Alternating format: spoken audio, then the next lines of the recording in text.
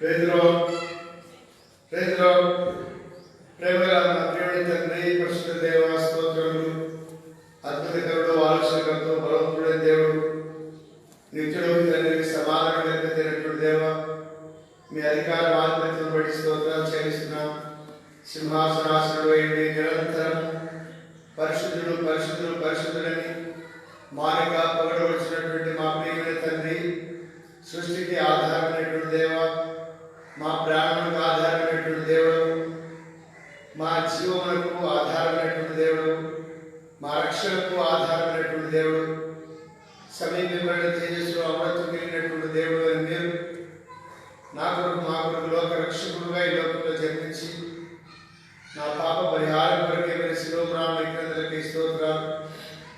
మా దోషం బట్టి మా మీద నేరం మోపని దేవుడు, మా పాపం బట్టి మాకు ప్రతిఫలం ఇయ్యని దేవుడు ఉన్నతులకై స్తోత్రాలు.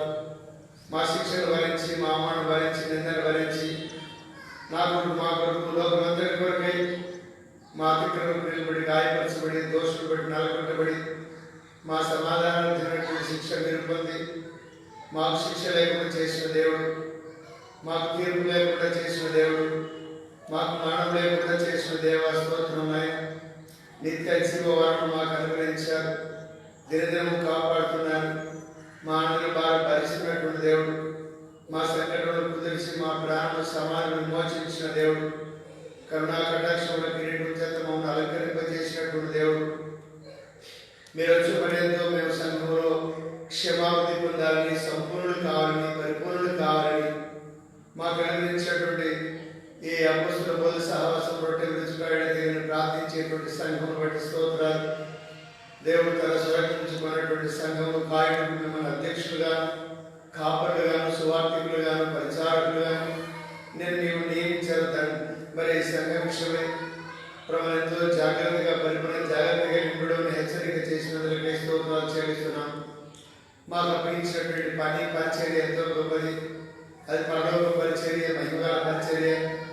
ప్రభావ పరిచర్య నమ్మకంగా చేయడానికి నాయన మాకు నేర్పిస్తున్నందుకే స్తోత్రాలు చెల్లిస్తున్నాం.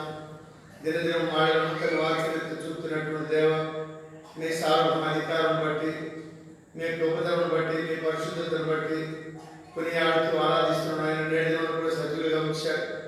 మీ ముఖదర్శనం చేసేటువంటి ఆధిక్యత మాకు కలిగించారు. ప్రభావి మా దినమంతటి పరిచర్య నీ పాదం తీసుకువస్తున్నాం. ఆయన మేమైతే నీ సహాయపడినటువంటి వారు, మరి నిష్ప్రయోజనమైనటువంటి దాసులను ఒప్పుకుంటున్నాం. చేయవలసింది చేయని వారు, చేయకూడదు చేస్తున్నటువంటి నిష్ప్రయోజనమైనటువంటి దాసులను ఎరిగినందుకు వస్తున్నాం. ఆయన నీ ఆత్మ చేత, నీ రక్తం చేత, నీ వాక్యం చేత నన్ను మమ్మల్ని కడిగి పవిత్రపరచండి. మా ఆత్మకు శరీరం కలిగిన కల్మషమును కడగండి. ఇదొక పరిచర్య ప్రారంభం ముగించేంత వరకు మీ దృష్టి, మీ మనసు మా మీద ఉంచండి.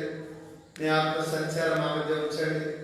సాతాను సిగ్గు కలిగించి మీ నామకు మహిమ కలిగించుకోండి.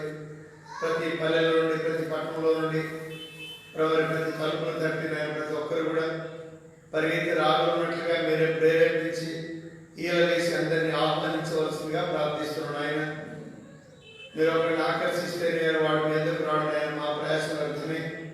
అయితే మమ్మల్ని సాధనలో ఉంచుకున్నారు. ప్రజలకు మీరు నడిపించండి. మీ ఇంటికి కూర్చున్నటువంటి ఆసక్తి కలిగించండి. మిమ్మల్ని ఆరాధించాలన్నటువంటి ఆశను గుర్తించండి. ఆరాధించాలి, వరలో పాల్పొందాలన్నటువంటి తపన ప్రతి హృదయంలో కలిగించవలసిందిగా ప్రార్థిస్తున్నాం. మేము పాడే పాటలు మాకు ఆశీర్వదకరంగాను, వినేటువంటి వారికి మేలుకరంగాను ఉండనట్లుగా దీవించండి.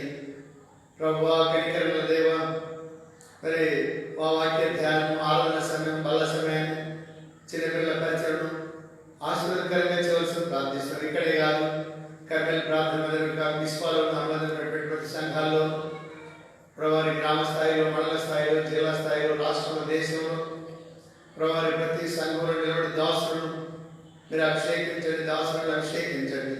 ప్రత్యక్షంగాను పరోక్షంగాను చేసేటువంటి పరిచర్య ప్రజలకు మేలుకరంగా ఉన్నట్లుగా సహాయం చేయండి.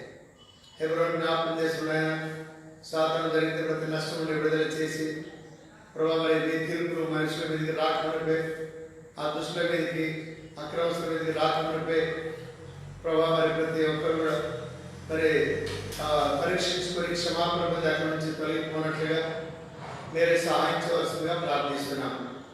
దైవ తండ్రి, ఈ దినవంతటి కొరకై మరి ఆ పరిచయంలో సహాయపడండి. ఇది నన్ను చూడక ఎంతో మంది లోకాన్ని విడిచిపెట్టారు. ప్రభావ కనికరించి దయ చూపించండి.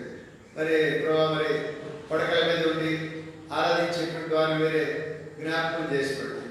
అన్ని అనుకూలతలు కలిగి కూడా మందిరికి రాకుండా నిర్లక్ష్యంగా అలక్ష్యంగా వారితో మీరే దర్శించవలసిందిగా ప్రార్థిస్తున్నాం. ప్రభావ కనికరించండి. సకాలంలో మరి మా సమయాన్ని మాకెంతో దీవెనకరంగా చేయండి. ఘనత మహిమ ప్రభావం మీకు ఆరోపించుకోండి. నేను మరి ప్రార్థన మందిరంలో సేవకులు బాధ మిగిలినటువంటి గుడిలో సహాయపడ్డారు. ప్రభావి మెట్టుకు సంఘం దీవించండి, సిద్ధపరచుకోండి, మొదలం చేస్తారు. మీరు అర్థకోశం తీసుకోవచ్చు.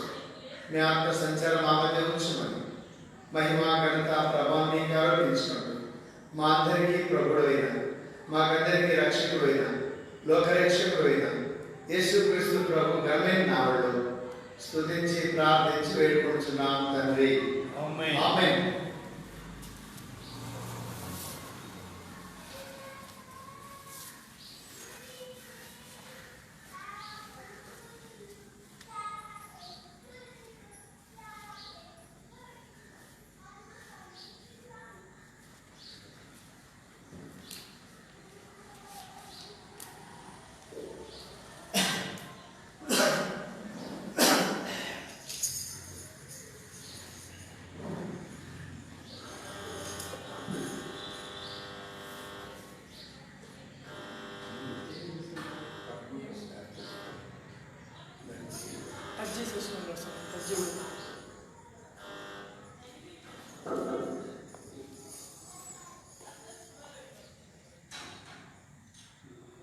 దేవుడే నిన్ను ఏర్పరచుకొనే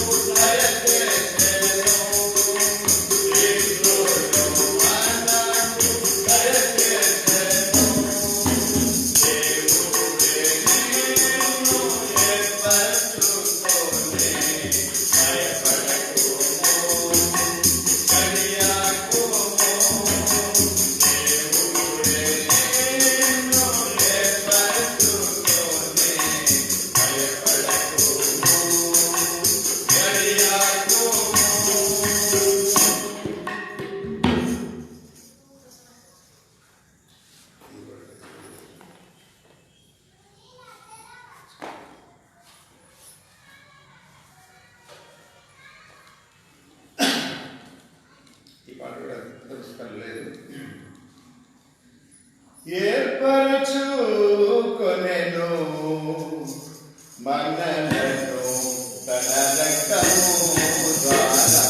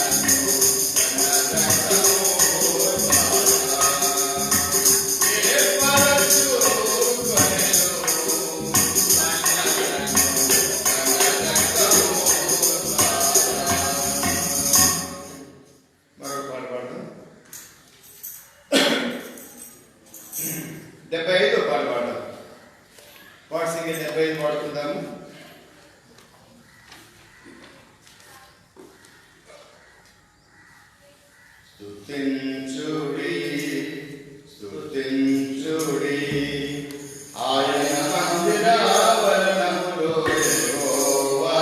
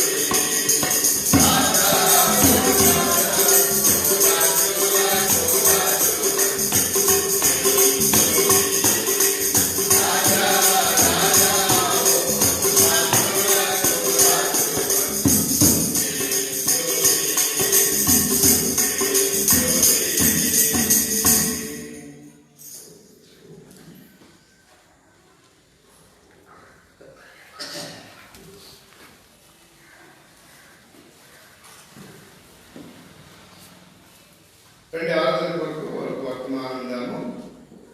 దేవుడు మనం ఏర్పరచుకున్నాడు అనేటువంటి విషయాన్ని మాట్లాడుకొచ్చాము.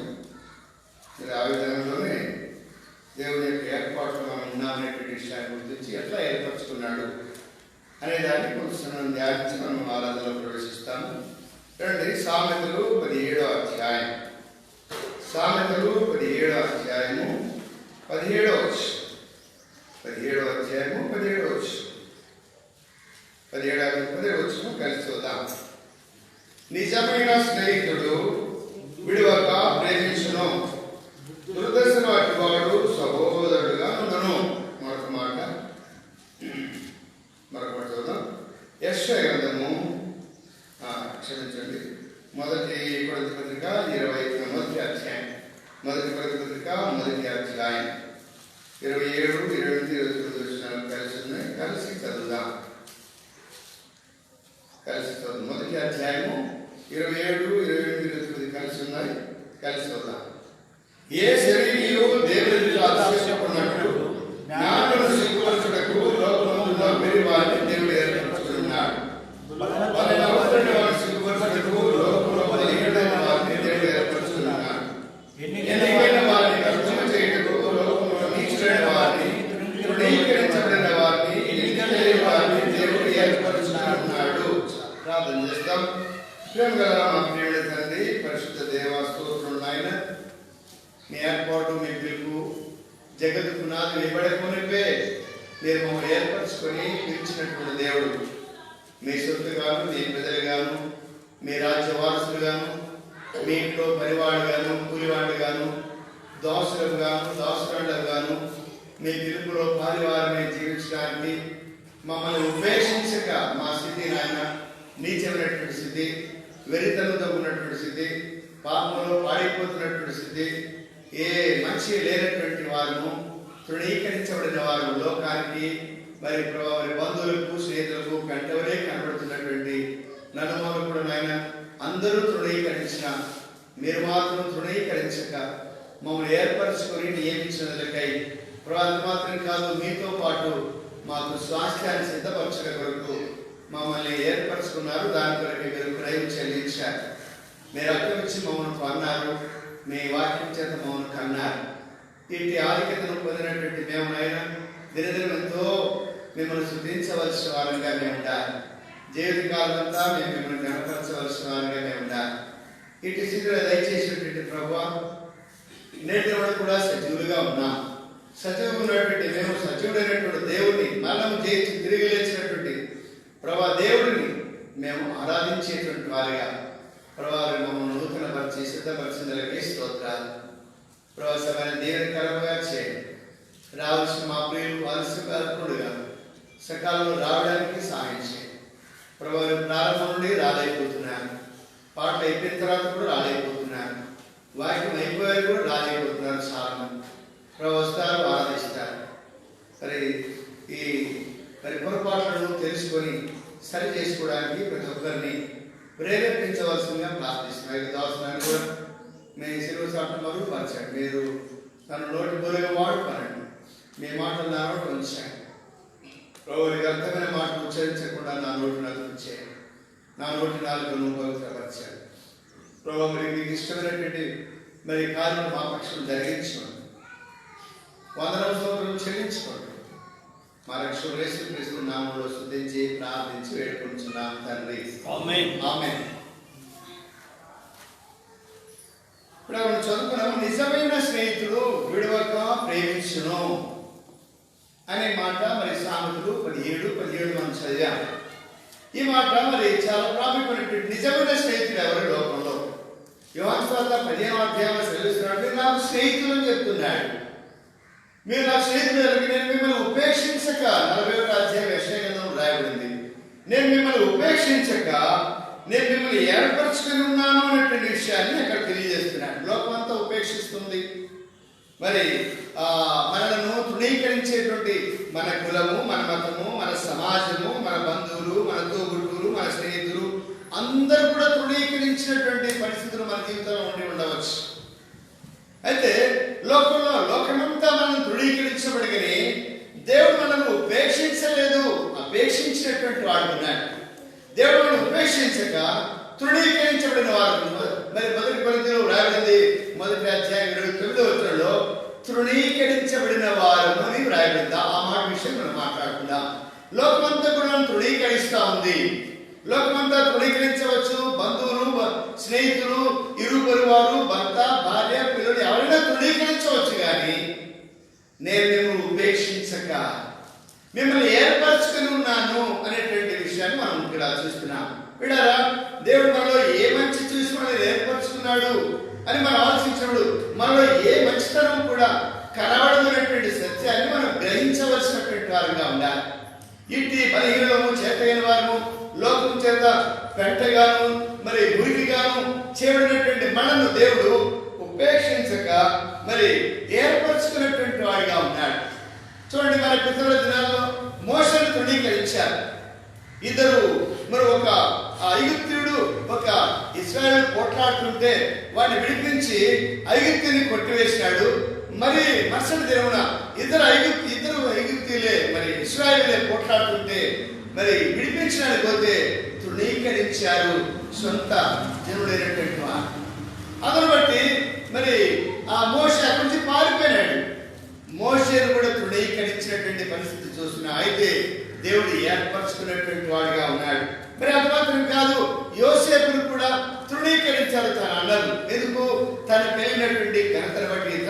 చెప్పినటువంటి ఆ యొక్క కళలను బట్టి, కళ భావన తెలియజేసిన దాన్ని బట్టి తృణీకరించినంత మాత్రం కాదు, తన తండ్రి తన తమ్ముడైనటువంటి యోసేపును ప్రేమించి అతనికి విచిత్రమైనటువంటి వస్త్రమును కుట్టించాడనేటువంటి విషయం అక్కడ యెషయా గ్రంథంలో మరి ఆదికాండంలో రాయబడింది. దాన్ని బట్టి కూడా వాళ్ళు తృణీకరించినటువంటి వారిగా ఉన్నారు. మరి అతనికి కలిగినటువంటి కళను బట్టి, ఆ కళ యొక్క భావన చెప్పడాన్ని బట్టి కూడా తల్లిదండ్రులేమి మరి అన్నదమ్ములందరూ కూడా తృణీకరించినటువంటి వారిగా ఉన్నారు. అంత మాత్రం కాదు, మరి దావీదు కూడా తృణీకరించాడు, సొంత భార్య కూడా తృణీకరించింది. సొంత మరి భార్య ఇచ్చినటువంటి మరి ఆమె తండ్రి అయినటువంటి సౌలు కూడా తృణీకరించాడు, కుమారుడు తృణీకరించాడు, తన దగ్గర పనిచేసే వాళ్ళని కూడా తృణీకారంగా చూశారు. అంత మాత్రం కాదు, తల్లిదండ్రులు కూడా మరి చిన్నవాడిని చిన్నచూపు చూసి చిన్నవాడిని మరి గొర్రెలు కాసుదానికి పంపించి మిగిలిన పెద్దవాళ్ళు లావుగా ఎత్తుగా ఉన్నారని చూసి వాళ్ళు సైన్యములు పెట్టినట్టుగా చూస్తాం. దావీదు కూడా తృణీకరించాడు. అయితే మోషే నేర్పరచుకున్నాడు, యోసేపు నేర్పరచుకున్నాడు, దావీదు కూడా ఏర్పరచుకున్నటువంటి విధానం మనకు తెలుసు. అది మాత్రం కాదు విడారా, యెఫ్తా మరి న్యాయాధిపతులు 11వ అధ్యాయంలో గిలాదు కాపురస్తులు మరి దేశం పుట్టినటువంటి వాళ్ళని యెఫ్తాను తృణీకరించారు విడారా. ఆ గ్రామస్తులంతా కూడా తృణీకరించి వెళ్ళగొట్టారు. వెళ్ళగొట్టే టోబు దేశంలో పోయి జీవించినాడు. కొంతకాలమైన తర్వాత ఇశ్రాయేలుకు ఆపదించుడు మళ్ళా ఆయన్నే తీసుకొని వచ్చి ఆయన్నే న్యాయాధిపతిగా పెట్టుకున్నాడు. దేవుడి ఏర్పాట్లో ఉన్నాడు కనుకనే లోకమంతా తృణీకరించిన, ఇంటి వారు తృణీకరించిన, గ్రామస్తులు తృణీకరించిన మరి మరి అతను తృణీకార పొందినప్పటికీ మరి బాధపడకుండా వెళ్ళిపోయినాడు. కానీ తర్వాత దేవుడు ఏర్పరచుకున్నట్టుగా మనం చూస్తాం. అంత మాత్రం కాదు, పౌలు కూడా తృణీకరించి ఇతని ప్రసంగం పరగాని ప్రసంగం, ఇతడు పీడ వంటి వాడు, ఇతడు కంటతో సమానం, ఎన్నో రకరకాలుగా తృణీకారంగా మాట్లాడుతూ వచ్చారు. ఎవరు? ఇశ్రాయేలీయులు, శాస్త్రులు, పెద్దలు, మరి అధికారులైనటువంటి వారు సైతం తృణీకరించినటువంటి పరిస్థితిని మనం చూసినట్లయితే దేవుడు ఏర్పరచుకున్నటువంటి సాధనమై ఉన్నాడని మరి 9వ అధ్యాయంలో రాయబడింది. అనేక జనుల ఎదుట, రాజుల ఎదుట, అధికారుల ఎదుట నా నామ నిమిత్తము సాక్షించడం నేను ఏర్పరచుకున్నటువంటి సాధనము అని చెప్తూ వచ్చాడు. పిల్లల లోకంలో అందరూ తృణీకరించారు. ఇంకా చాలా మంది చూడగల పిల్లల నిన్ను నన్ను కూడా ఒకవారు తృణీకరించి ఉండవచ్చు. దేవుడు నమ్ముకున్నది తృణీకరించి ఉండవచ్చు, పేదరికాన్ని కూడా తృణీకరించి ఉండవచ్చు. మనం సరైన దానిలో కొంతమంది అందహీనులు ఉంటారు. చూడండి, ఒకసారి ఒక సందర్భము మరి ఆ ఇల్లు కాలిపోతున్నప్పుడు ఆ పిల్లవాడి కొరకు తల్లి పరిగెత్తి లోపలికి వెళ్ళి తన కుమారుడి కొరకు తీసుకొని వచ్చి హక్కున చేర్చుకొని కప్పుకొని బయటపడేసిన తర్వాత ఆ కుమారుడి కొరకు ఆమె బాధపడినప్పుడు ఆమె ఒళ్ళంతా కూడా కాలిపోయింది.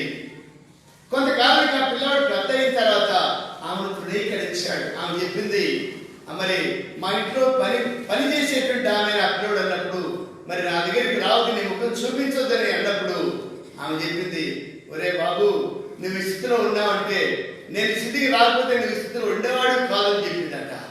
కారణం ఏంది? మరి ఆమె ఆ కుమారుని మరి రక్షించడానికి కొరకు ఆమె ప్రాణాన్ని కూడా తెగించి ఆమె అందాన్ని కూడా పోగొట్టింది. నీకంటే చాలా అందగెత్తును, నా మరి అందగెత్తిన ఒకప్పుడైతే నీ కొరకు నేను మరి ఆ మంటలో నుండి నిన్ను తీసుకురావడానికి వెళ్ళినప్పుడు నా ముఖం ఇట్లా అయిపోయిందని చెప్పినప్పుడు ఆ పిల్లవాడు పశ్చాత్తాపడినట్టు చూస్తాం. వీళ్ళ లోకమంతా కుమారుడు తృణీకరించవచ్చు, నీ భార్య, నీ భర్త, నీ పిల్లలు తృణీకరించవచ్చు. అయితే దేవుడు తృణీకరించలేదు. తృణీకరించక మిమ్మల్ని ఏర్పరచుకును, ఉపేక్షించలేదు, ఏర్పరచుకున్నాడు అనేటువంటి విషయాన్ని మనం గమనించవలసినటువంటి వారంగా ఉండాలి. కనుక యెషయా గ్రంథం 41వ అధ్యాయంలో మరి అబ్రాహాము, ఇస్సాకు, యాకోబుల దేవుడు లోకమంతా ఉపేక్షించిన నా దాసుడవని నీవు, నేను నిన్ను ఉపేక్షించి ఏర్పరచుకుంటూ నీవు గ్రహించమని యాకోబుతో సెలవిచ్చినటువంటి మాట మనం చూస్తున్నాం. కనుక ఉదయకాల సమయంలో నీవు నేను కూడా ఉపేక్షించబడినటువంటి మరి లోకం చేత తృణీకరించబడినటువంటి వారిని. అయితే ధర్మశాస్త్రం ప్రకారము మరి కొన్ని షరతులు ఉన్నాయి. వ్యభిచారం చేత పట్టబడినటువంటి వారిని, పాపాత్మైనటువంటి వారిని, కుష్ఠరోగులైనటువంటి వారిని, కుంటి, గుడ్డి, మూగ, చెవిటి ఇలాంటి వారేమి, ఇలాంటి వారందరూ కూడా తృణీకరించబడినటువంటి వారు అనేటువంటి విషయాన్ని ధర్మశాస్త్రం మనం తెలియజేస్తా ఉంది. చెవిటితనము, మగుడితనము, గుడ్డితనము, మరి అంగహీనులు, కాలు చేయలేరులు మందిరంలో రావడానికి వీలైనటువంటి పరిస్థితి అయితే కొత్త నిబంధన ద్వారా ప్రభు యేసుక్రీస్తు ద్వారా నిన్ను నన్ను కూడా ఆయన చేర్చుకొని ప్రేమించి క్షమించి మనల్ని ఏర్పరచుకొని నియమించాడు అనేటువంటి విషయాన్ని మనం గుర్తించాలి. మొదటి అధ్యాయం 9-10 మీరు చీకట్లో నుండి ఆశ్చర్యకరమైన వెలుగులోనికి మిమ్మల్ని తీసుకురావడానికి, ఆయన గుణాత్సవాలను ప్రచురించడానికి మిమ్మల్ని రాజులైన యాజకులుగాను దేవుడు సొత్తైన ప్రజలుగాను మిమ్మల్ని ఏర్పరచుకున్నాడు అనేటువంటి విషయాన్ని మనం చూస్తున్నాం. మనకి ఇటు ఆధిక్యత ఎట్లా వచ్చిందంటే ఆయన రక్తం బట్టి, ఆయన శిలువ బలియాగం బట్టి కనుక మిమ్మల్ని ఏర్పరచుకొని నియమించను. మిమ్మల్ని ఏర్పరచుకున్నాను, మీరు ఫలించాలి, మీ ఫలం నిలిచి ఉండాలని నేను మిమ్మల్ని ఏర్పరచుకున్నాను అనేటువంటి విషయాన్ని మనం చూస్తున్నాం. బిడ్డలారా, మన పితరులనేమి అపోస్తలులేమి నిన్నేమి నన్నేమి దేవుడు మనల్ని ఏర్పరచుకున్నాడు. ఇటు ఏర్పాటులో నీవు నేను ఉన్నాం. ఇటు ఏర్పరిచినటువంటి ప్రభువును మనము గణపరచవలసిన వారంగా ఉంటారు. కనుక నిజమైన స్నేహితుడు విడువక ప్రేమించినటువంటి వాడు కనుక మనం ప్రేమించి మనం ప్రత్యేకపరిచాడు. మన ఉన్న స్థితిలో మనం పైకి లేవనెత్తాడు, మన స్థితిని ఉన్నతమైనటువంటి స్థాయి తీసుకొని వచ్చాడు. ఇలాంటి ప్రభువు మనము ఆరాధించవలసిన వారు ఉన్నారు. నిరీక్షణ లేనటువంటి మనకు, ఒక గురి లేనటువంటి మనకు దేవుడు మరి గొప్పతనాన్ని, ఇలాంటి ఐశ్వర్యాన్ని, ఇలాంటి క్షేమమును మనకు కలిగించేటువంటి వాడు ఉన్నాడు. బిడ్డలారా, మరి మనకున్నటువంటి జ్ఞానము, మనకున్నటువంటి మరి ఆ విద్య ఐశ్వర్యము కాదు కానీ బిడ్డలారా, దేవుడు తన కృప ద్వారా, తన ప్రేమ ద్వారా దేవుడు మనల్ని ఏర్పరచుకొని నియమించినటువంటి వాడుగా చూస్తున్నాం. బిడ్డలారా చూడండి, మరి లూకాసు వార్త 7వ అధ్యాయంలో, లూకాసు వార్త 7వ అధ్యాయం 37వ వచనం చూడండి. 7వ అధ్యాయము 37వ వచనంలో ఒక ఆ స్త్రీని మనం ఇక్కడ చూస్తాం. ఆ ఊరిలో పాపాత్మురాలైన ఒక స్త్రీ యేసు పరిశీలిట గొర్రెను కూర్చున్నాడని తెలుసుకొని ఒక శిలా బండిలో అత్తరు తీసుకుని వచ్చి వెనక తట్టు ఆయన పాదం మీద నిలబడి ఏడ్చుచు కన్నీళ్లతో ఆయన పాదములను తడిపి తన తల వెంట్రుకలతో తుడిచి ఆయన పాదములను ముద్దు పెట్టుకుని అత్తరు వాటికి పూసెను. చూసినట్టు మనకు తెలిసిన సందర్భం. వీళ్ళ లోకమంతా ఈ శాస్త్రులు పరిశీలైతే ఇంకా తృణీకారంగా జీవించేటువంటి వారంటే ధర్మశాస్త్రంలో ఏవైతే బోధించబడుతుందో దాని ప్రకారం తృణీకారము, గుడ్డి వారిని మరి ధర్మశాస్త్రం ప్రకారము పాపాత్మైనటువంటి వారిని రాళ్ళతో కొట్టి చంపాలనేటువంటి విషయాన్ని వాళ్ళు ఎరుగురు కనుక అలాంటి వారిని ఏమంటున్నాడు చూడండి. అక్కడ మరి 39వ వచనంలో అతడు ఆయన పిలిచిన పరిశీలన అది చూచి ఈయన ప్రవక్త తను ముట్టుకున్న ఈ స్త్రీ ఎవరిదో ఎటువంటిదో ఎంత తృణీకారంగా మాట్లాడుతున్నాడు. ఎవరిది అదే బోయజు ఎట్లా మాట్లాడినాడు. రూతు గ్రంథము 2వ అధ్యాయంలో బోయజు రూతు గురించి ఏమన్నాడు. ఆమె కూడా మరి ఆమె అయితే అన్నిరాలు, మరి ఆమె ఎవరు పిలిచాడు. ఈ చిన్నది ఎవరు ఎంత మర్యాదగా మాట్లాడుతున్నాడు చూడండి. ఇక్కడ ఈయన మాట్లాడుతున్నాడు పరిసయుడు అంటే కులము మతము అంటుంది. ఒక పాపాన్ని చూసి ఆ పాపను బట్టి ఆమె తృణీకారంగా మాట్లాడుతున్నారు. నేటి దినాల్లో మన జీవితంలో సమాజం చూడగలము. ఏదైనా మనకంటే తక్కువ స్థాయి లేకపోతే మనకంటే ఇంకేదైనా మరి మనం తృణీకరించడానికి ఏదైతే మనకు కనబడుతుందో దాన్ని బట్టి అరే మనం కూడా ఒకప్పుడు ఇలాంటి స్థితిలో ఉంటుంది, దేవుడు కనికరించి మనం తృణీకరించగా ఉపేక్షించగా ఏర్పరచుకునే విషయాన్ని గుర్తుపెట్టుకోకుండా తృణీకారంగా మాట్లాడుతూ ఉంటాం. తృణీకార బుద్ధి మనలో ఉంటుంది కనుక ఒకవేళ దేవుడు కనుక యేసుప్రభు కనుక అలాంటి మనసు కలిగినటువంటి వాడి ఉండి చెప్పాడా నేడు మనం ఉండేవాళ్ళం కాదు. కనుక తృణీకరించబడినటువంటి ఈ స్త్రీని ప్రభు ఏమన్నాడు చూడండి. అక్కడ ఈమె ఎవరితో, ఈ స్త్రీ ఎవరితో ఎటువంటిదో ఎరిగినట్లా ఇది పాపాత్మురాలని తనలో తానుంటుంది.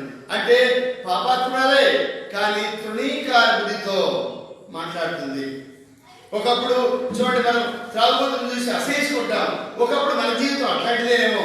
మరి అబద్ధికులను చూసి, మరి మోసగాళ్ళను చూసి మనం కూడా అసహించుకుంటాం. ఒకప్పుడు మనసు అదేనేమో. అయితే వాళ్ళ గురించి మనం ప్రేమించి అలాంటి వారిని ప్రేమించకుండా మరి తృణీకారంగా మనం అనేక సార్లు ప్రవర్తించేటువంటి వారంగా ఉంటాం. వీళ్ళరా ప్రభు యేసుక్రీస్తు వారు అలాంటి వారి కొరకు ప్రార్థించమన్నాడు, అలాంటి వారి కొరకు మరి వారిని ప్రేమించమన్నాడు. అట్లా అనుకుంటే మరి మన పితరుల దినాల్లో మరి మోషేను ధృవీకరించారు. అయితే అదే ప్రజలకు న్యాయం తీర్చడానికి, నాయకుడు దానికి వాళ్ళు పోషించడానికి, వాళ్ళు నడిపించడానికి ఆ మోషేను వాడుకున్నాడుగా. మరి దావీదును ధృవీకరించారు. అయితే వాడి సింహాసనానికి వచ్చిన తర్వాత వాళ్ళందరినీ ఎట్లా ప్రేమించాడు మనకు తెలుసు కదా. కానీ ఇక్కడ ఈ పాపాత్మురాలైనటువంటి స్త్రీని చూసి ఆ పరిసయుడు ఎంత తృణీకార మాట్లాడుతుంటే ఎవరిది అనేటువంటి తృణీకార మనసుతో మాట్లాడుతున్నాడు. ఇలాంటి స్త్రీని ప్రభు అంటున్నాడు. మరి ఇక్కడ చూడండి, ఇక్కడ 44వ వచనంలో ఆ స్త్రీ వైపు తిరిగి సీమోను తిట్టాడు, ఈ స్త్రీని చూస్తున్నావే, నేను ఇంట్లోనికి రాగా నువ్వు నా పాదలకు నీళ్ళు ఇయ్యలేదు. కనుక పరిసయులు శాస్త్రుల యొక్క మరి ఆనవాయితీ ఏంటంటే ఇంటికి రాగానే నీళ్ళు ఇస్తారు, కాళ్ళు కడుక్కోవడానికి నీళ్ళు ఇస్తారు. ఆ తర్వాత మరి తలకు నూనె వేసి నూనె అంటుతారు. ఆ తర్వాత ముద్దు పెట్టుకుంటారు. ఆ తర్వాత లోపలికి భోజనానికి ఆహ్వానించేటువంటి వారుగా ఉంటారు. అయితే ఇక్కడ ఈ 3 సంగతులు ఏది కూడా చేయలేదు. అయితే ఈ స్త్రీ ఏం చేస్తుంది? మరి కన్నీళ్లతో తన పాదములను తడిపి తన తలవెంట్రుకలతో తుడిచింది. 45వ చూడు, నీవు నన్ను ముద్దు పెట్టుకోలేదు, కానీ లోపలికి వచ్చినప్పటి నుండి ఇవి నా పాదము ముద్దు పెట్టుకుంటాం మానలేదు. కనుక మరి మతం యొక్క సాంప్రదాయం ఏంటి? మనిషి ఇంట్లోకి భోజనానికి ఆహ్వానించినప్పుడు కాళ్ళకు నీళ్ళు ఇవ్వాలి, తలకు నూనె పెట్టాలి, మరి కౌలించుకుని ముద్దు పెట్టుకోవాలి. బ్రదర్స్ అయితే బ్రదర్స్, సిస్టర్స్ అయితే సిస్టర్స్, ఆ విధంగా ఆహ్వానించి ఆ తర్వాత నువ్వు భోజన మర్యాదలు చేయాలి. అవన్నీ ఏం చేయలేదు. ఎందుకు? మతనిష్ట గలవాడు. చాలా మంది అనేకులు భోజనానికి పిలుస్తారు, కానీ పిలిస్తే ఒక రకమైనటువంటి భావన ఇంకా పోదు కొంతమందికి. మరి అక్కడెక్కడ పెళ్లిళ్లకు, మరి అక్కడెక్కడ విందులకు పోతా ఉంటాం. అక్కడ కొంతమంది కొన్ని పరిస్థితులు కనబడుతూ ఉంటాయి. వాళ్ళ యొక్క స్థాయిని వాళ్ళు చూపించుకుంటూనే ఉంటారు. అట్లా కాకుండా ప్రభు ఏమన్నాడు? అయ్యా, నువ్వు నన్ను ఆహ్వానించావు, కానీ కాళ్ళకు నీళ్ళలేదు. మరి నా పాదములు కడగాలి, ఇంకా పాదములు కడగాలి, నూనెకు తలంటి పెట్టాలి, ముద్దు పెట్టుకోవాలి, ఆ తర్వాతనే భోజనానికి ఆహ్వానించాలని అనేక ఆనవాయితీని మీరినటువంటి వాడు యేసు ప్రభు అంటున్నాడు. చూడండి, ఆమె విస్తారంగా ప్రేమించారు కనుక ఆమెకు విస్తార పాపములు క్షమించబడిను. క్షమించి ఏర్పరచుకున్నటువంటి వాడు. చివరి చూద్దాం. మరి 50వ వచనం, అందుకు ఆయన నీ పాపములు క్షమించబడింది, నిన్ను విశ్వాసాన్ని రక్షించారు, సమాధానం ఏర్పరచుకొని నియమించినటువంటి వాడు. మరి లోకం తృణీకరిస్తుంది, అక్కడ కులము తృణీకరిస్తుంది, ఆ మరి యూదా మతము తృణీకరిస్తుంది. యేసు ప్రభువు తృణీకరించలేదు. తృణీకరించకూడగా ఆయన ప్రేమించి తనకు వచ్చేటువంటి ఆ పాపాత్ముడైనటువంటి ఆ స్త్రీని ప్రేమించి ఆమె పాపను క్షమించి ఆమెను ఏర్పరచుకొని సమాధానంగా పంపించినట్టుగా చూస్తాను. ఉదయకాల సమయంలో ఒకవేళ ఇలాంటి పాపం మనం చేయకపోయినప్పటికీ మన మనసులో, మన తలంపుల్లో ఇలాంటి మనసు చూపు జాగ్రత్తము. మరి మనసులో మరి మత్తయి సువార్త 5వ అధ్యాయం రాయబడింది, ఒక స్త్రీని మోహపు చూపు చూస్తే, ఒక పురుషుని మోహపు చూపు చూస్తే అప్పుడే వ్యభిచారం చేసినట్టు అవుతుంది అని సెలవిచ్చినటువంటి మాటను బట్టి పిల్లలు ఎన్నోసార్లు మనం కూడా ఈ స్త్రీ మరి బాహ్యంగా ఒకవేళ పాపాత్మురాలేము, కానీ మనం అంతరంగ జీవితంలో మనం కూడా మరి దేవుడికి అవిధేయతతో జీవించినటువంటి వారిని ఇలాంటి మనల్ని దేవుడు ఏర్పరచుకున్నాడు. దేవుడు మనం ఏర్పరచుకున్న వాళ్ళ విశ్వాసాన్ని బట్టి మన ప్రతి పాపమును కడిగి వేస్తూ వచ్చాడు, మనకు రక్షణ ఇచ్చాడు. ఆయన చేర్చుకొని ఆయన అంగీకరించాడు, ఉపేక్షించలేదు. కనుక ఆయన రాజులంటి యాదకి సమూహములుగా మనం చేసినటువంటి వాడు ఉన్నాడు. ఆయన సొత్తైనటువంటి ప్రజలుగా చేసుకున్నాడు. అందులో కులమని మతమని ఎక్కడ చూపించలేదు. గ్రీకు దేశస్తుడని, యూదుడని, మరి ధర్మవంతుడని, గొప్పవాడైనటువంటి భేద వేసుకోవడంలో లేదు. ఆయన అందరి కొరకై, ఆయన లోకరక్షకుడుగా, లోక కళ్యాణం కొరకై ఆయన తన ప్రాణాలు పెట్టాడు. అందరికీ ఆయన రక్షణ అందుబాటులో పెట్టాడు, సిద్ధంగా పెట్టాడు. కనుక ఆ స్త్రీని, తృణీకరించబడినటువంటి ఆ స్త్రీని యేసు ప్రభువు క్షమించి విశ్వాసంతో ఆ దగ్గరికి రావడం క్షమించి రక్షించినటువంటి వాడిగా ఉన్నాడు. రెండవదిగా చూడండి, యోహాను సువార్త మనకు తెలుసు. యోహాను సువార్త 8వ అధ్యాయంలో కూడా ఇక్కడ వ్యభిచారంతో పడ్డమైనటువంటి స్త్రీని ఇక్కడ వీళ్ళందరూ కూడా తృణీకారంతో రాళ్ళతో కూడా చంపండి చంపండి. 2-3వ వచనంలో చూసినట్లయితే, వ్యభిచారమందు పట్టబడిన ఒక స్త్రీని తోడుతో వచ్చి ఆమె మధ్య నిలబెట్టి, బోధకుడా ఈ స్త్రీ వ్యభిచారం చేయించుండగా పట్టబడెను. మరి వ్యభిచారం ఒక స్త్రీని చేస్తుందా? పురుషుడు ఏమన్నాడు? పురుషుడు పట్టుకు రాలేదే, వాడు పట్టుకొని వస్తే వాడు తిరుగుబాటు చేస్తాడు కదా, నువ్వెవడు నన్ను పట్టుకోవడానికి ఎంత అంతాడే. ఈ స్త్రీ బహిరంగ మీద మాత్రం పట్టుకొని వచ్చారు. ఎందుకు? నేల నొప్పి, ఎన్ని నేలలు నొప్పి ఏం మాట్లాడలేదు కదా. అదే పురుషుడు పట్టుకొని వచ్చింటే వారి సంగతి రాయబడలేదు. కానీ పురుషుడు పట్టుకొని వచ్చింటే వాడు ఇంతసేపు ఇంతవరకు రాణించేవాడా? అయితే తృణీకరించబడినటువంటి ధర్మశాస్త్రం బట్టి, ధర్మశాస్త్రంలో రాయబడింది. అయితే ధర్మశాస్త్రంలో వ్యభిచారం చేసేంత మాత్రమే స్త్రీని మాత్రమే శిక్షించండి, పురుషుడిని వదిలిపెట్టండి అని ఎక్కడ లేదు. వాడిని కూడా శిక్షించమన్నది.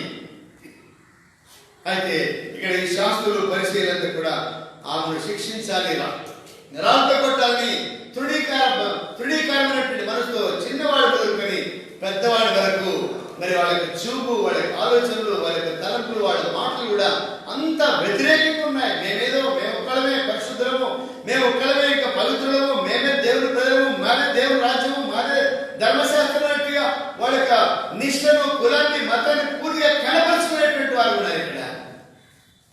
అయితే ఆ స్త్రీ పొరపాటు చేసిన స్త్రీ కనుకనే ఇక్కడ మౌనంగా ఉన్నట్టుగా మనం చూస్తాం. అయితే ఆయన దగ్గరికి వచ్చి పట్టు వదిలిపెట్టకుండా ఇక ఆయన ఎట్లా పట్టుకుందామా, ఇప్పుడైతే దొరికిపోయాడు. ఇప్పుడైతే దొరికినాడు. ఇంకే విధంగా తప్పించుకొని పోలేడు. ఏం చెప్తున్నాడు చూద్దాం, ఎట్లా దొరకడం అని చూద్దామని ఆలోచించుకొని వచ్చారు. ఇక ఎట్టి పరిస్థితుల్లో 100% ఈయన దొరికిపోయాడు మనకు అనుకున్నారు వీళ్ళు. అయితే పిల్లరా, ఆ ప్రభు వారు మరి ఆ మాటలు వారు పట్టుబడి వదలకుండా అడుగుతున్నట్టు ఆయన నేల మీద వంగి ఏమంటున్నాడు, ఆయన మీద నేల మోపండి నన్ను చోదించు ఇలా అడిగితే, అయితే ఆ యేసు వంగి నేల మీద ఏమో రాయించున్నాడు. ఏం రాస్తున్నాడు? ఒకళ్ళొకరు పేరు రాస్తున్నాడేమో భూమి మీద. వాళ్ళ పేరు తెలుసు కదా ప్రభుకు. ఒకళ్ళొకరు పేరు రాస్తున్నాడేమో. అన్ని పేర్లన్నీ రాసి ఏమంటున్నాడు, మీలో పాపము లేనివాడు వారితో చెప్పి మళ్ళా వంగి పేరు రాస్తా ఉంటే ఆ మాట చెప్పగానే ఒకళ్ళొకరు వెళ్ళిపోతున్నారు. నా పేరు రాస్తున్నాడేమో. మరి పాపము లేనటువంటి వాడు ఎవరున్నారు? ధర్మశాస్త్రం రాయబడింది 8వ అధ్యాయం, ఆదికాండం రాయబడింది. మరి రాజుల గ్రంథం 8వ అధ్యాయం 42వ వచనం 43వ వచనం రాయబడింది. మరి కీర్తన 58 2వ వచనం రాయబడింది. ప్రసంగి 7:20 రాయబడింది. ఎఫెసీ పత్రిక 2వ అధ్యాయం 1వ వచనం రాయబడింది. ఇలా చూస్తున్న పిల్లరా, రోమాపత్రిక 3వ అధ్యాయం 23 రాయబడింది. పాపం చేయని నరుడు లేడు. మరి యోబు గ్రంథం 24వ అధ్యాయంలో రాయబడింది, స్త్రీ పుట్టిన నరుడు ఎట్లా పరిశుద్ధుడు కాగలడని. ఇట్లా చూస్తూ పోతే పాపం లేని నరుడు లేడు కనుక ఇప్పుడు ఆయన పలికినటువంటి మాట బట్టి పలికి ఆయన ఏమో రాస్తున్నాడు నేల మీద. ఆ మాట వినగానే వాళ్ళ గుండెల్లో ఆమె మీద వేసినటువంటి రాయి వాళ్ళ మీద పడ్డంత అయింది. ఇక వెంటనే తలంచారు, వామ నేను కూడా బాధ్యత లేదా, వాళ్ళ పాపాలు గుర్తొస్తుంటాయి. ఇదిగో నేను వాళ్ళని అన్యాయం చేశాను కదా, ఇదిగో నేను పలాంటి కదా, ఇదిగో నేను పలాంటి కదా, ఇదిగో పలానా పాపం చేశాను కదా. ప్రతి వాడి పాపములు గుర్తొస్తూ ఉన్నాయి. మనం కూడా ఇతరులను తృణీకరించినప్పుడు మన పాపాలు గుర్తొస్తాయి. అయితే మనం అణుచుకొని నేను ఒక్కడే పలాంటి, నేను ఒక్కడే కనుక ఇతరులను తృణీకరించడానికి, ఇతరులను ఏదైతే చూపించడానికి, ఇతర పాపాలను చూపించడానికి ఎంత ఎగబడతామో. అయితే యేసు ప్రభువారు మరి ఆ పని చేయలేదు. అయితే యేసు ప్రభువారు క్షమించి ఆ మాట పలికారు. వాళ్ళందరూ కూడా అక్కడి నుంచి వెళ్ళిపోయినారు. ప్రతి వాడు కూడా తన వాడి పాపాలు గుర్తొచ్చాయేమో. గుర్తొస్తేనే వెళ్ళిపోయేది. అయ్యో నేను కూడా పాపమే కదా, ఇదిగో పలానా పాపం చేసింది కదా, ఇది దొంగతనం చేసింది కదా, ఇదిగో ఈ పాపం చేసింది కదా. ప్రతి వాడి పాపం జ్ఞాపకం వచ్చినాయి. కానీ పాపిని గుర్తించినారు కనుకనే వాళ్ళ చేతిలో రాయి అమాంతంగా అట్లే పడిపోయింది కింద. వాళ్ళు వెనుదిరిగి వెళ్ళిపోయినారు, రాయబడింది. అయితే యేసు ప్రభువారు మరి వంగి ఏమో రాస్తున్నాడు. లేచి చూచాడు, ఎవరు కనబడలేదు. అమ్మా ఎవరిని శిక్ష విధించలేదా? లోకమంతా తృణీకరించేటువంటి వారిని అమ్మా అని పిలిచేటువంటి వారు ఎవరున్నారు లోకంలో? ఎవరిని పిలవగలరా? యేసు ప్రభువుకి మాత్రమే సాధ్యమైంది. ఎందుకంటే పాపం లేని వాడు, పరిశుద్ధుడు, ఉపేక్షించగా ఏర్పరచుకునేటువంటి వాడు, అలాంటి పాపల కొరకు ప్రాణం పెట్టి సమాచారం తిరిగి లేచిన వాడు, ఆయనతో కూర్చొని తృణీకరించగా త్రోసిలేక ఆయన రక్తం చేత కడిగి పవిత్రపరిచి పరిశుద్ధపరిచి తన కుమారుగా కుమార్తెగా స్వీకరించేటువంటి వాడు. అమ్మా, నీకెవరు శిక్ష విధించలేదా? లేదు ప్రభువా. చూడండి, ప్రభుని గుర్తించింది ఆయన, ప్రభుని ప్రభుగా స్వీకరించింది. అప్పుడే ప్రభువా అంటే నా ఏళ్ళవాడ, నాకు ప్రభు నన్ను పాలించువాడా అని అర్థం ఇచ్చేటువంటి వాడు ప్రభువా అని వాడు పలకగానే మరి ఎవరిని గ్రహించాలంటే లేదు ప్రభువా అని. అప్పుడు ప్రభు అన్నాడు, అందుకు యేసు నేను నీకు శిక్ష విధించను. ఇప్పుడు అక్కడ సమాజం అంతట్లో కూడా ఆమె చుట్టూ ఉన్నారు, రాళ్ళతో పడి చంపడానికి వచ్చారు, కోపంతో వచ్చారు, పడుకొరుతున్నారు. అయితే ఎవరికి కూడా అధికారం లేదు శిక్షించడానికి. ఆయన ఒక్కడికే ఉంది, ఆయన ఒక్కడికే ఉంది పాపం. మరి పాపం లేనివాడు కనుక మీలో పాపం ఎవరికైనా ఎవరు చేయలేదు వాడు ముందుకు రాయి ఏమంటే ఎవడు పాపం చేయని వాడు లేడు కాబట్టి అందరూ వెళ్ళిపోయినారు. అయితే పాపం చేయని వాడు అక్కడ ఉన్నాడు. అక్కడ ఆయన రాయి వేసి చంపొచ్చు, ధర్మశాస్త్రం నెరవేర్చడానికి వచ్చాడుగా. అయితే పాపను రక్షించడానికి ఇలా కనిపించాడు.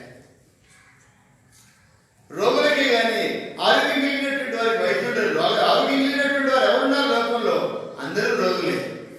అయితే ఆ పాప రోగాన్ని తీసివేయడానికి, పాపను క్షమించడానికి, తృణీకరించబడిన వారిని హక్కును చేర్చుకోవడానికి, లోకమంతా తృణీకరించిన తన హక్కును చేర్చుకోవడానికి ఈ లోకానికి వచ్చిన రక్షకుడు కనుక అమ్మ నేను కూడా నీకు శిక్ష విధించాను.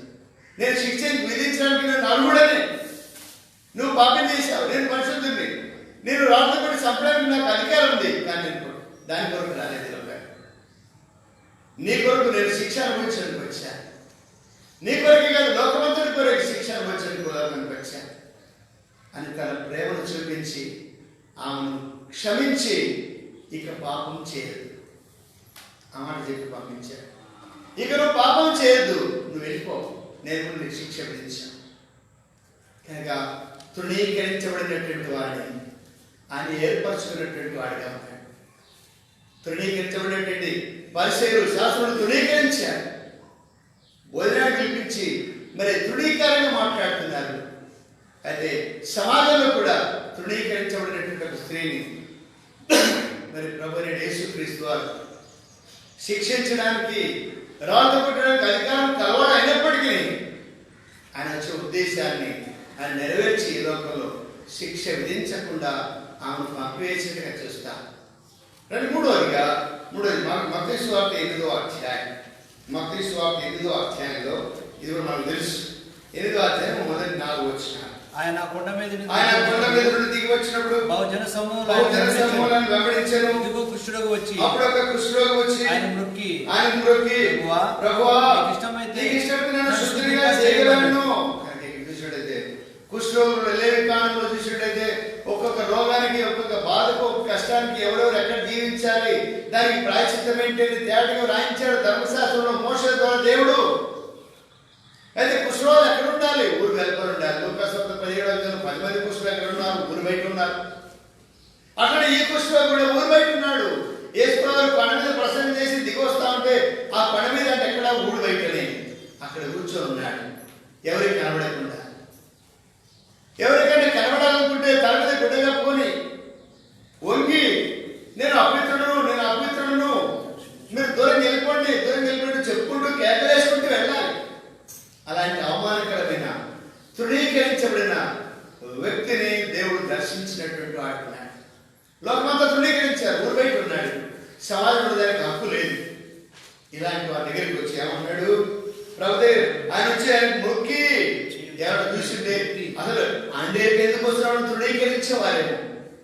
అయితే ఆయన దగ్గరికి వచ్చి మొక్కి నీకు ఇష్టమైతే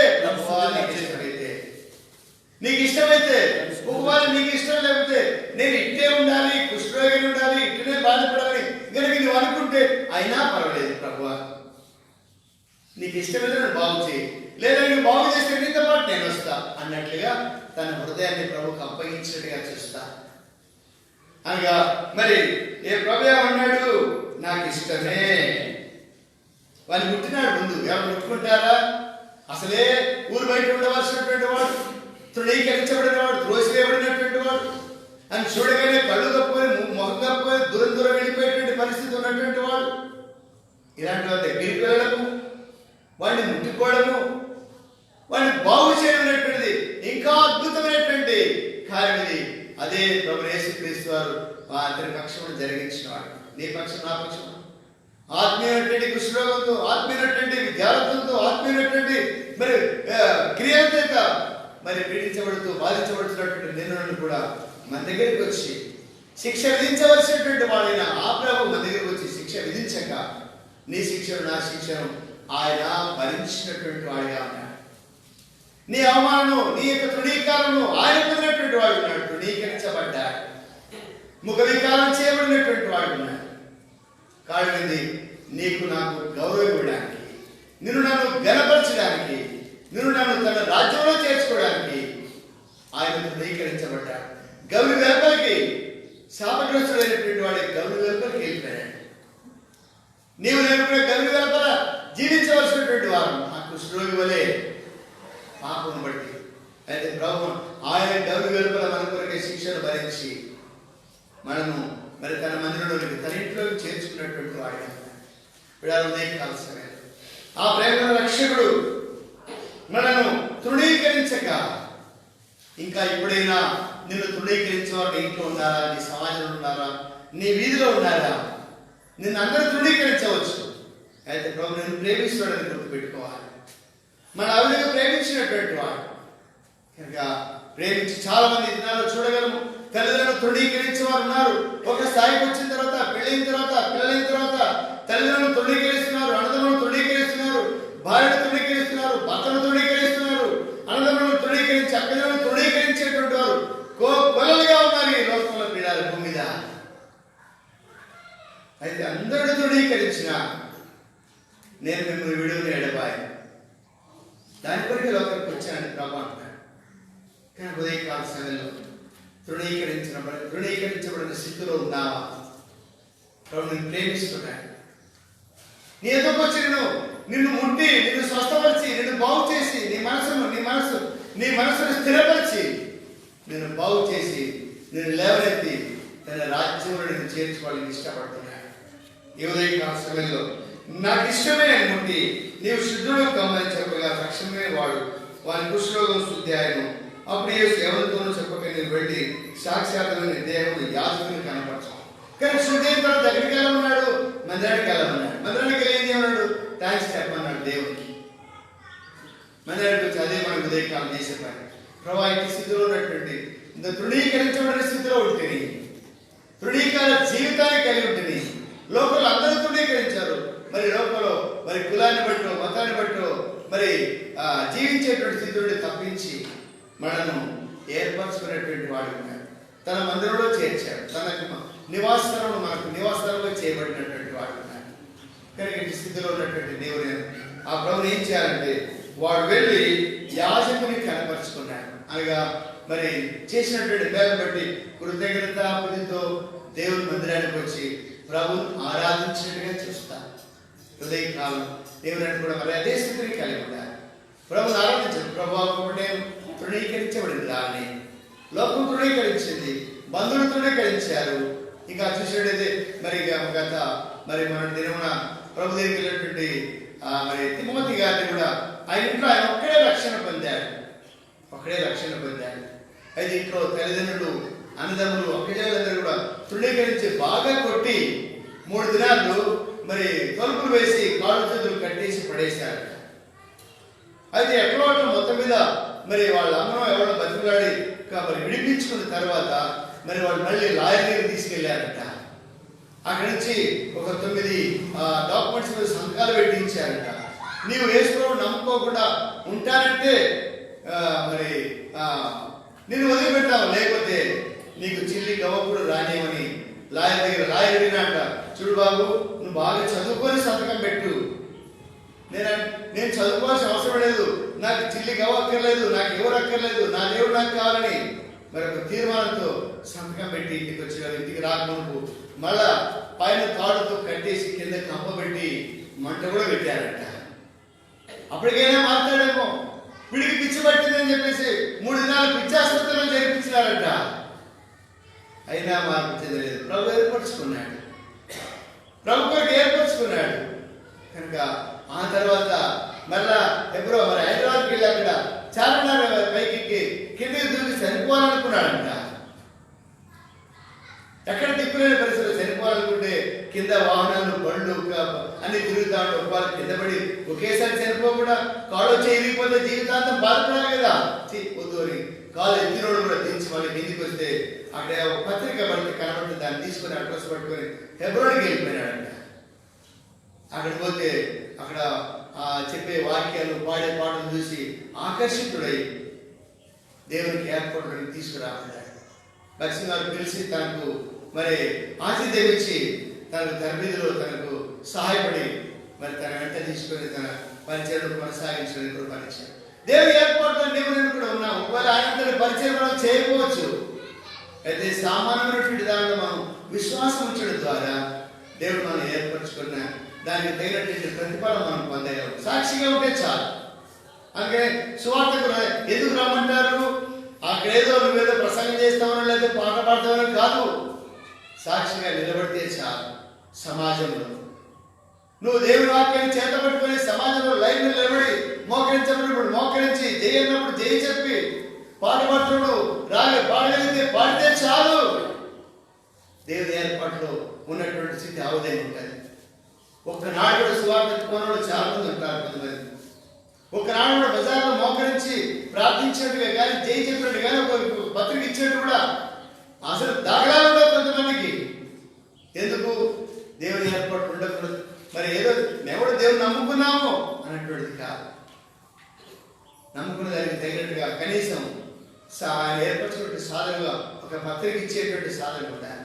ఒక మాట బంధువులకు చెప్పావా? ఒక మాట ఇరుకుల వారికి చెప్పావా? ఒక మాట మీ వీధిలో ఉన్న వారికి చెప్పావా?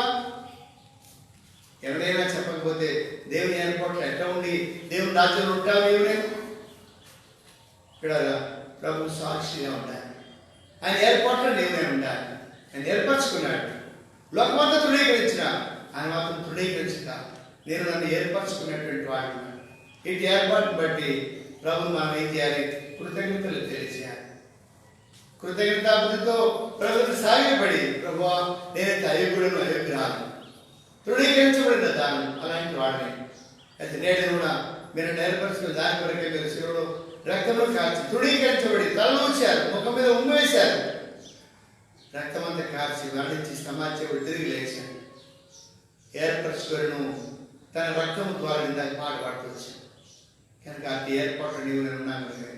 అటు స్థితి ఇంకా నువ్వు రక్షణ పొందకపోతే ప్రభు రక్తం చేత కడగబడిపోతే ఇప్పుడైనా సరే ప్రభు నా పాపం క్షమించు, నన్ను మీరు అంగీకరించండి అని ఎప్పుడైనా అడిగితే ప్రభు నీ పాపాలు కడిగి పవిత్రపరుస్తారు. ఆ విధంగా ఉదయకాలము రక్షణ పొందినటువంటి నీవు నేను, ప్రభు చేత ప్రేమించబడినటువంటి నీవు నేను, ప్రభు చేత ఏర్పరచబడినటువంటి నీవు నేను ప్రభువును సాక్షి దానికి తీర్మానం చేసుకున్నట్టే ప్రభుని ఆరాధించి ప్రభు నాకు ఇచ్చిన గొప్ప రక్షణ, నాకు ఇచ్చిన ఆతిథ్యత, నాకు ఇచ్చినటువంటి ఏర్పాటు, నన్ను ఉపేక్షించి ఏర్పరచుకున్నాను, అందును బట్టి నేను స్తుతిస్తున్నాను ప్రభు అని హృదయపూర్వకంగా చెప్పగలిగినటువంటి వారిగా ఉంది. ఆ విధంగా ప్రభు మనకు సహాయం చేయగలుగుతా. మరి ఒక పాట పాడడం ఆ సమయంలో మరి 116 పాట 116 పాట రెండు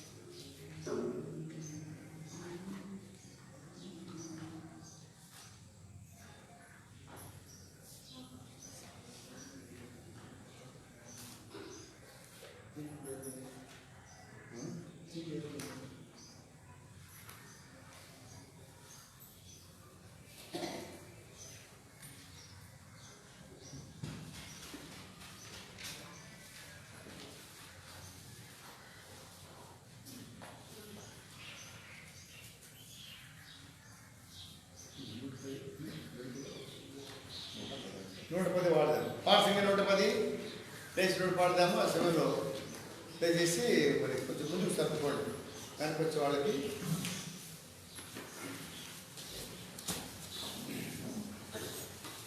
ప్రభు